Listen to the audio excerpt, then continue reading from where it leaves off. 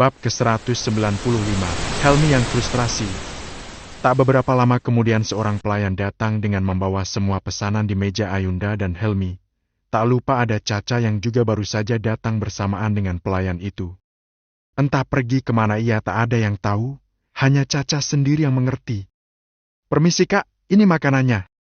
Maaf ya menunggu lama, banyak pesanan yang harus kamu handle." "Terima kasih," ucap pelayan itu ramah.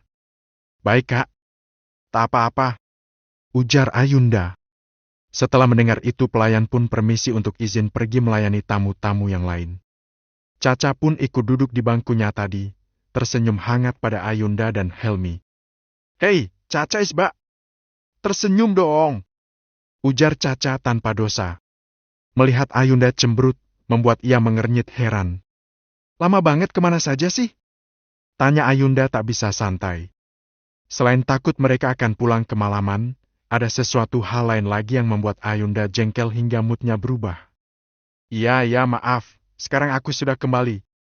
Ayo makan," ajak Caca. Mereka bertiga pun akhirnya makan dengan khidmat, sesekali mengobrol di sela-sela makannya. Hanya membutuhkan waktu setengah jam saja.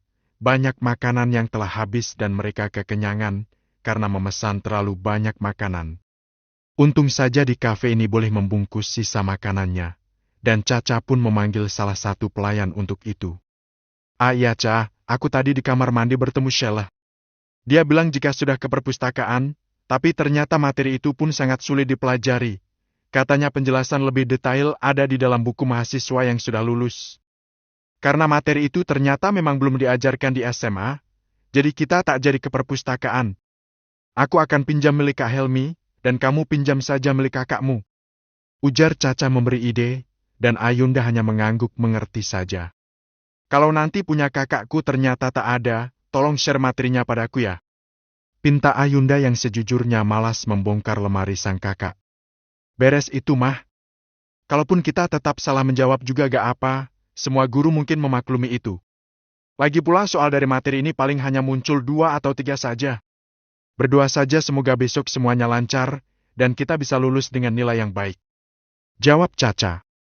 Ayunda tersenyum, dalam hati juga meminta hal yang serupa. Ya sudah, setelah ini langsung pulang? Atau mau ke mall dulu, kita jalan-jalan? Tawar Helmi, dan Caca maupun Ayunda saling pandang untuk memikirkan tawaran yang menarik ini. Gimana ya? Gumam Ayunda kebingungan. Oke, aku sangat setuju. Sudah lama sekali tak pergi ke mall, jadi ayo Ayunda kita pergi sebentar saja untuk mendinginkan otak kita. Nanti pulangnya agak sore kok, dan semua biaya ini Kak Helmi kan yang menanggung, tanya Caca memastikan. Ya, aku yang menanggung semua biayanya. Kalian belanja saja, tapi ingat jangan lupa waktu. Dan jangan lama-lama, pinta Helmi. Dirinya sudah tahu jika seorang wanita belanja di mall, menghabiskan banyak waktu, walaupun hanya membeli satu barang sekalipun. Kalau soal duit, ibarat kalau mau membeli mallnya sekalian dia lebih dari mampu. Setelah selesai dibungkus, mereka pun pergi menuju salah satu mall terdekat dari rumah Ayunda. Karena itu adakah permintaannya, agar lebih cepat sampai dan Helmi maupun Caca tak terlalu jauh nanti ketika mengantarnya pulang. Dalam perjalanan ketiganya mendengarkan musik. Caca sudah asyik menggoyangkan bahunya, sedangkan Ayunda memejamkan mata menikmati lagu. Helmi tertawa melihat pemandangan ini, betapa berbedanya Caca dengan Ayunda. Namun perbedaan itulah yang menyatukan mereka, hingga menjadi sepasang sahabat. Ia juga sempat melirik Ayunda, dan memandangi buku mata lentik yang kini terpejam itu. Bruk! Tak sengaja Helmi menabrak gerobak penjual rujak buah, hingga semua buahnya jatuh dan berserakan di jalan, walau gerobaknya masih tetap utuh. Sebenarnya ini bukan salah Helmi, hanya saja jika ia lebih fokus, maka Helmi bisa menghindari ini dengan rem mendadak misalnya, atau membanting setir menabrak trotoar saja. Caca dan Ayunda ikut kaget, akhirnya semuanya pergi keluar untuk melihat kondisi bapak penjual rujak buah itu. Bapak tak apa-apa. Maaf ini salah saya, ujar Helmi sambil membangunkan bapak tua yang terjatuh itu. Keduanya duduk di pinggir jalan, dan Helmi dengan teliti melihat tubuh sang bapak. Barangkali ada luka yang serius, ia bisa membawanya ke rumah sakit. Tidak, ini semua salah saya yang memang tak melihat jalanan. Maaf nak, memang selain main mata saya juga rabun. Jelas bapak itu yang membuat Caca dan Ayunda meringis tak tega.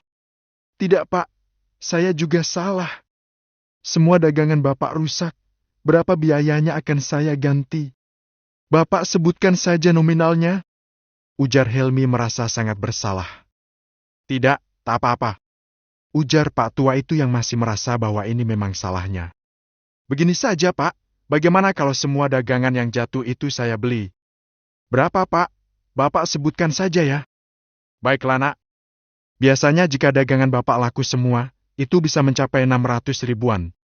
Tapi saya benar ikhlas nak, tak apa jika tak mau gantikan sekalipun. Ayunda dan Caca benar-benar tak tega melihat ini. Mereka ikut duduk dan memegang lengan penjual rujak buah itu dengan halus. Helmi pergi ke mobilnya untuk mengambil uang dan air. Ia memberikan uang 1 juta itu pada pedagang rujak buah. Tak lupa Helmi juga memanggil petugas kebersihan yang kebetulan ada di sekitar sana untuk membersihkan buah yang berserakan itu. Ia juga memberikan tip pada petugas kebersihan. Ini minum dulu. Helmi memberikan sebotol air untuk bapak tua itu, agar semakin tenang. Benar tak ada yang terluka, Pak? Tanya Ayunda memastikan. Ia siap membantu jika memang benar ada luka. Bapak itu menggeleng, syukurnya ia memang baik-baik saja.